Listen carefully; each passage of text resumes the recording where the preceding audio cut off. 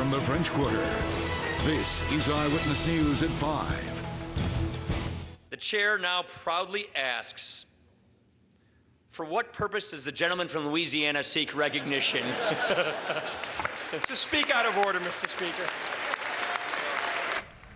Louisiana Congressman Steve Scalise gave an emotional speech on the House floor as he returned to Capitol Hill for the first time since being shot in June. Good evening, I'm Ton Trung. And I'm Karen Swenson. There were hugs and tears and roaring applause from both sides of the aisle as Steve Scalise walked into the House chamber on crutches. The Metairie Republican nearly died in June and is still recovering from gunshot wounds. Paul Murphy joins us from Scalise's congressional district in Old Metairie, where his supporters are thrilled the congressman is back on the job, and a lot of people have been praying for him at that church behind you, for sure. And they certainly have, Karen. Ton and Congressman Steve Scalise singled out St. Catherine of Siena here in Old Metairie, his home parish, for holding a blood drive and sending prayers and support after the shooting. And today the congressman told his House colleagues that he is a living example that miracles do happen. Good to be back in the House. It was a rare sign of unity on the House floor as bipartisan cheers erupted when Louisiana Congressman Steve Scalise limped into the chamber. It's the first time Scalise has been back on Capitol Hill since June. That's when a gunman opened fire at a congressional baseball practice, leaving the Metairie Republican clinging to life. You have no idea how great this feels to be back here at work in the People's House.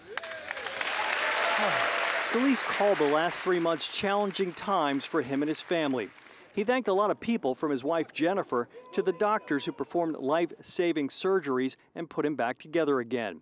The congressman also singled out the 2 Capitol police officers who saved his life and others by stopping the shooter. When I was laying there, not long after the first couple of shots were fired, I could hear a different caliber weapon.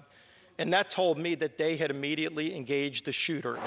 Customers at Mark Twain Pizza on Metairie Road in the heart of the congressman's home district are glad the House Majority Whip is back at work. Scalise is known to grab a large pepperoni pizza here on weekends when he's home. We're happy that he's getting better, and we miss him. We'd like to see him when he comes to New Orleans. God bless him, and so glad that he made it through that terrible ordeal. It's terrifying.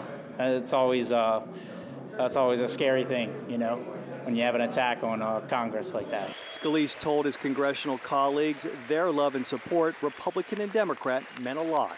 It really does show the warm side of Congress that very few people get to see. And so I want to thank each and every one of you for that. You don't know how much it meant to me. And Congressman Cedric Richmond, a Democrat, sat right behind Steve Scalise during his speech on the House floor, and we're told that both Republicans and Democrats gathered around Scalise after the speech taking selfies, a clear violation of a House rule no one seemed interested in enforcing. Now, coming up new at 6, we talk with Father Tim Hedrick, a priest here at St. Catherine who happened to be in Washington, D.C., and visited with Scalise several times after the shooting. We're live in Old Metairie. Paul Murphy, Eyewitness News.